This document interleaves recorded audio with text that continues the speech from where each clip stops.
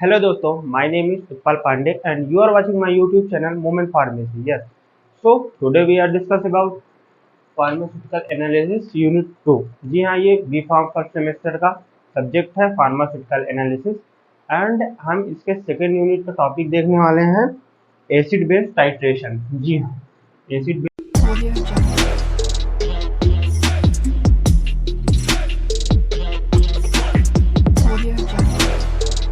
Base titration आपके second unit में है।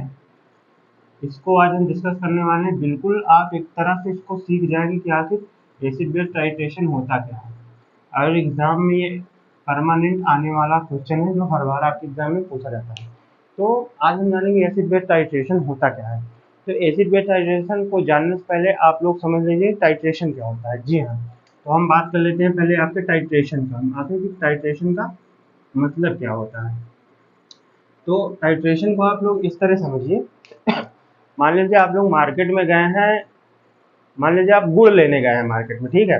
तो आपने कहा कि मुझे 2 किलो गुड़ दे दीजिए। तो दुकानदार ने क्या किया, 2-4 जो गोले आते हैं उठा के पन्ने में भर के आपको दे दिए। तो क्या आप लोग मान जाएंगे ये 2 किलो है? नहीं मानेंगे। तो करता क्या है, तराजू लेता है, तराजू में एक तरफ 2 किलो का बटखरा रखता है, दूसरी तरफ रखेगा आपका आलू। और जब उसका जो कांटा होता है जब इक्विवेलेंट हो जाता है, इक्वल हो जाता है, बीच में आ जाता है ऐसे, तो आप लोग मान लेते हैं हाँ 2 किलो हो गया और आपको दे देता है, तब आप लेके चले जाते हैं। तो दैट इज कॉल्ड टाइट्रेशन। जी हाँ, तो आइए मैं आपको समझाता हूँ।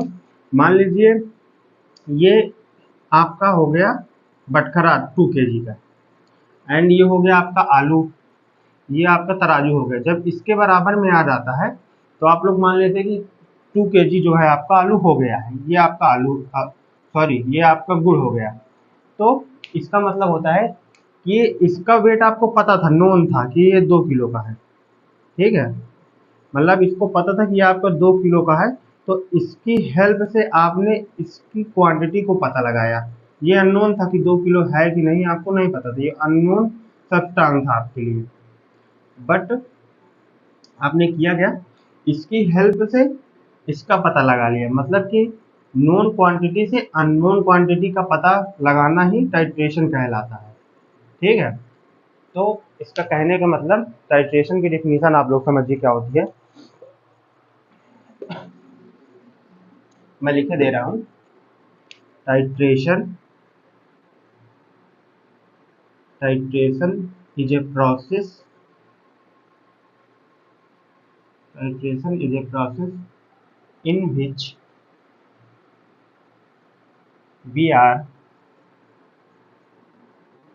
determine the unknown quantity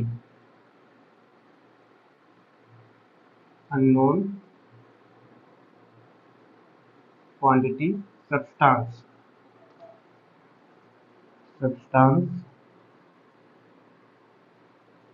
with the help of known quantity substance।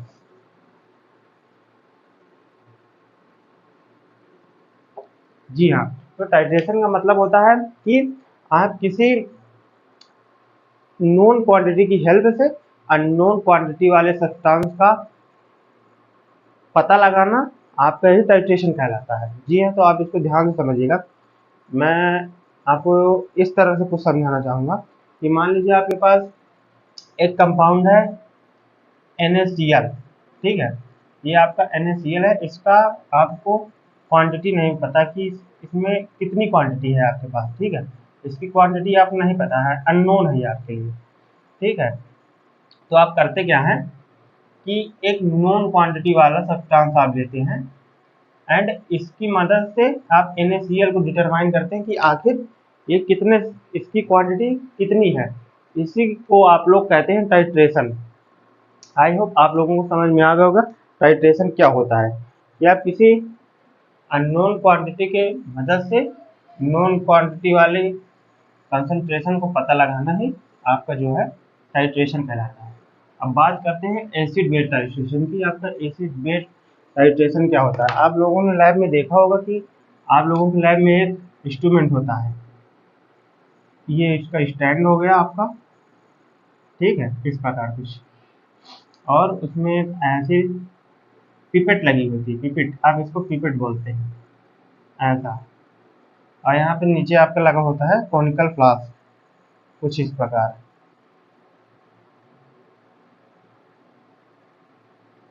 ये। और यहाँ पे आपका लगा होता है स्टॉपर, ये। और यहाँ आपका स्पीड मेंटेन करने के लिए एक लगा होता है, जिससे आप स्पीड मेंटेन करते हैं। तो क्या होता क्या है, इसको आप बोलते हैं पिपेट, ये आपकी पिपेट होती है। और ये होता है आपका कोनिकल फ्लास्क, इसको कोनिकल फ्लास्क बोलते हैं।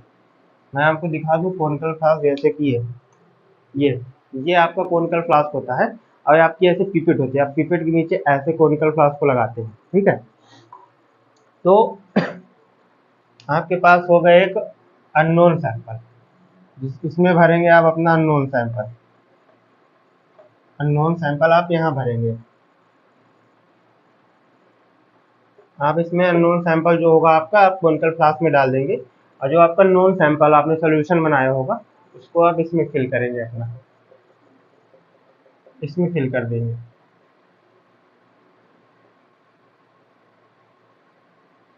नोन सैंपल आपका इसमें आ जाएगा। देन उसके बाद आप क्या करेंगे,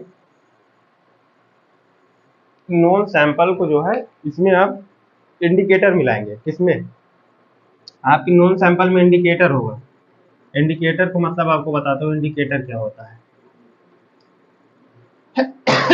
जैसे आपने सुना होगा फेनोल्फथालीन आपका एक इंडिकेटर आता है, जो क्या करता है, आपको टाइट्रेशन में इंड पॉइंट के रूप में आपको पहचानने में हेल्प करता है। इंड पॉइंट मतलब, मान लीजिए आपका फेनोल्फथालीन इंडिकेटर है, इंड पॉइंट का मतलब होता है, समझिए इधर, ये आपका हो गया अननोन सैंपल।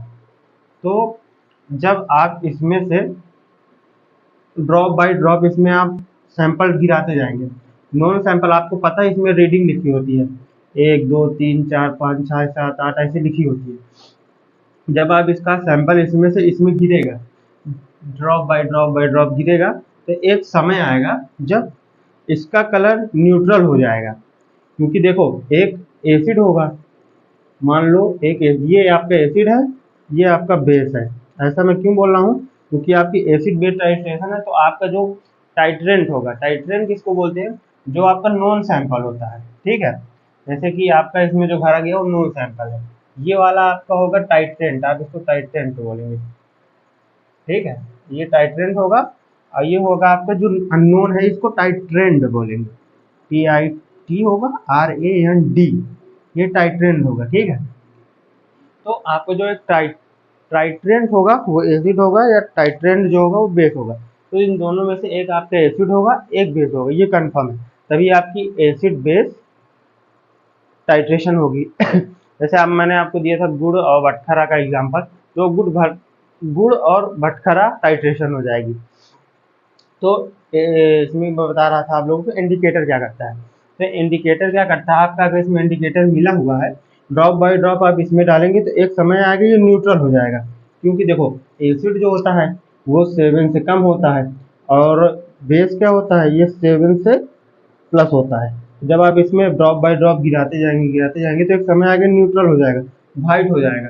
तब उसी समय आपको यहाँ से जो ड्रॉप बाय ड्रॉप गिरा रहे हो, तो रीडिंग यहाँ पे खत्म हो जाएगी। पता लगा आपने 2 से 5 तक यहाँ पे जो सोल्यूशन था आपका इसके अंदर गया, और इसका कलर चेंज हो गया, तो आपको रीडिंग नोट कर लेनी 2 से 5, वही जो रीडिंग होगी आपकी टाइट्रेशन कहलाएगी। So that is called acid base titration. तो मैं आपको एसिड बेस टाइट्रेशन का जो है बता देता हूँ डेफिनेशन क्या होती है।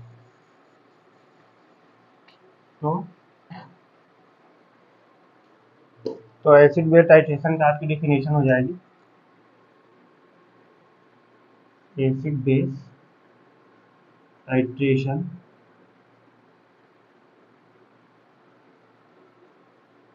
Are defined as the technique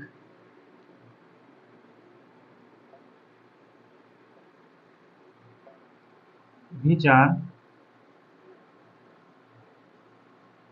be determine the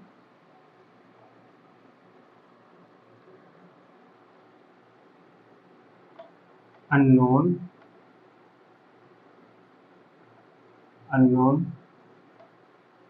is unknown acid base sample.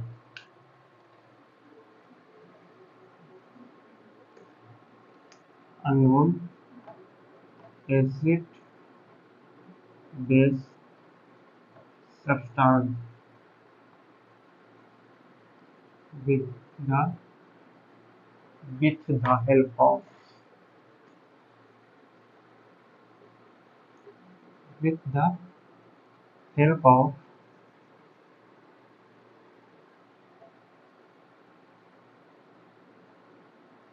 known with the help of known acid base substance.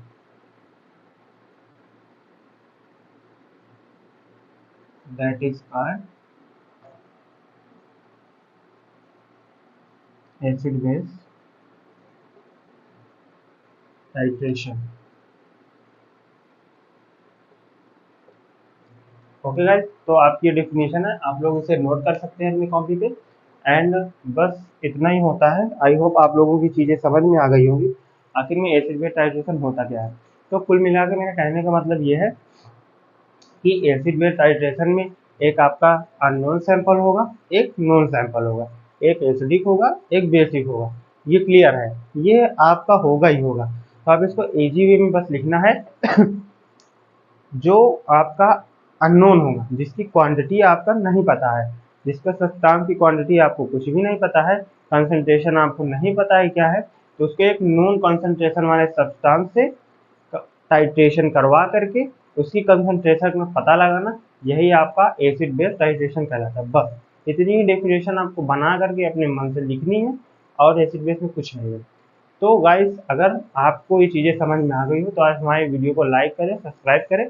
And इसका नेक्स्ट पार्ट जो है मैं आपका अगली वीडियो में बताऊंगा। अगर वीडियो अच्छा लगा हो लाइक करें, सब्सक्राइब करें। धन्यवाद।